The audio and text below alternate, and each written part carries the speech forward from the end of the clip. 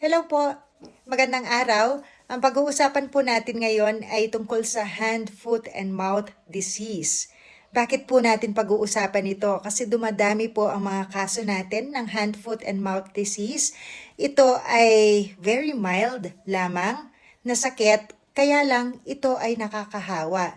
Kaya ito ay concern ng maraming mga parents natin, pati sa mga schools, dumadami na rin po ang mga kaso. Ako po pala ang inyong Nay Darna, your PWD but never a disability, online doc, Nay Darna. So, balik po tayo sa hand, foot, and mouth disease.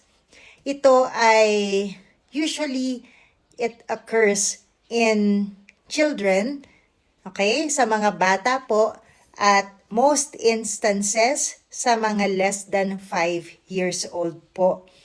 Ang mga sintomas nito ay pwedeng magkaroon ng rashes or blisters sa ating kamay at sa ating paa, at pwede rin pong magkaroon ng oral sores o mga singaw sa ating labi. Dito po. At pwede rin po sa ating ngalangala. Kaya po ang tinatawag na natin siyang hand, foot, and mouth disease.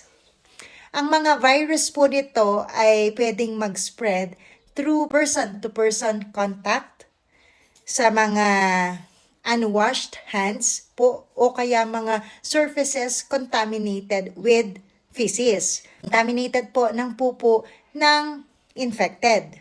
Pwede rin pong sa ibang secretions like saliva, sa laway natin, sa mga respiratory droplets.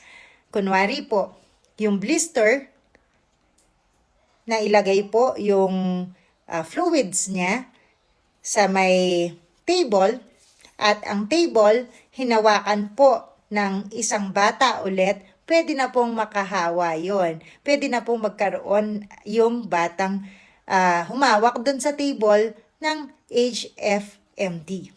Kasi po, ito ay virus, it readily spreads from person to person. At dahil virus po siya, ang mga symptoms are very non-specific. Magagamot po siya even without medications. It will go its natural way.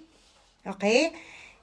Virus siya, kaya 7 to 10 days, pwede siyang magkaroon sa katawan. Ang treatment po ay supportive at it is geared towards non-specific symptoms, kaya non-specific rin po ang treatment.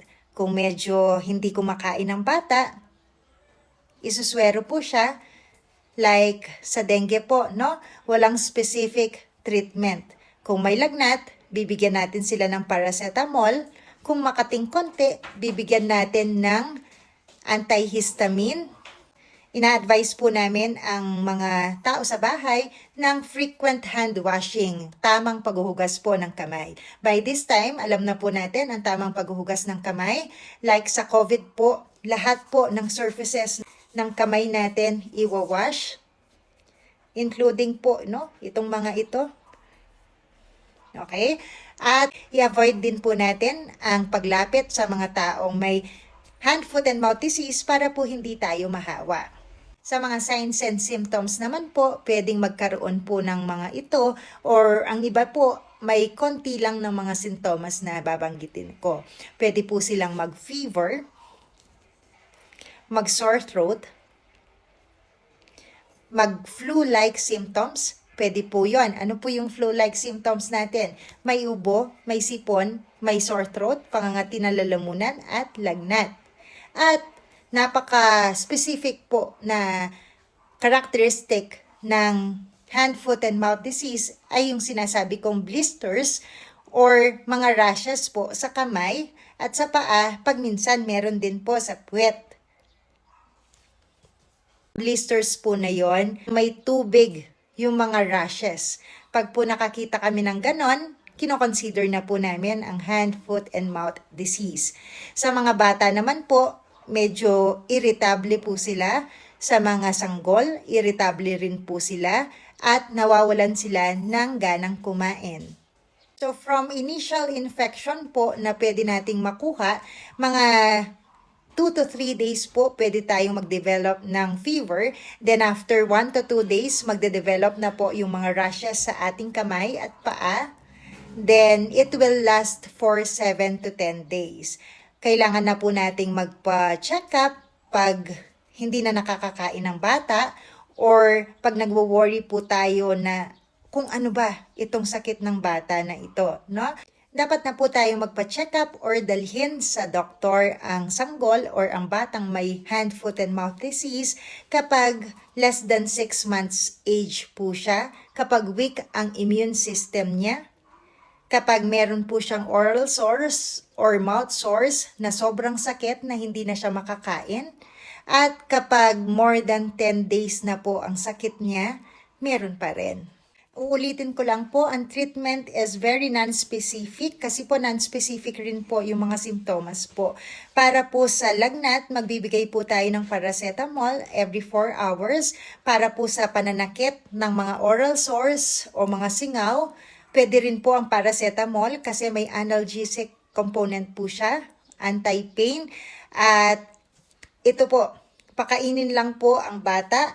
Kung may oral sores po siya, pwede pong soft diet, mga lugaw-lugaw para hindi po siya masyadong ngumuya at makakain siya.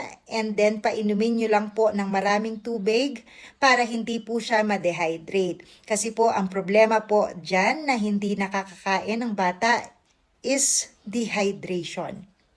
Ito po, lagi kong pinapaalala, frequent hand washing po, no? Yung tamang pag-hand wash, and then mag-isolate na po tayo kapag meron po tayong nararamdaman or merong isa sa family members natin ang may nararamdaman, at lagi po tayong mag-iingat, okay?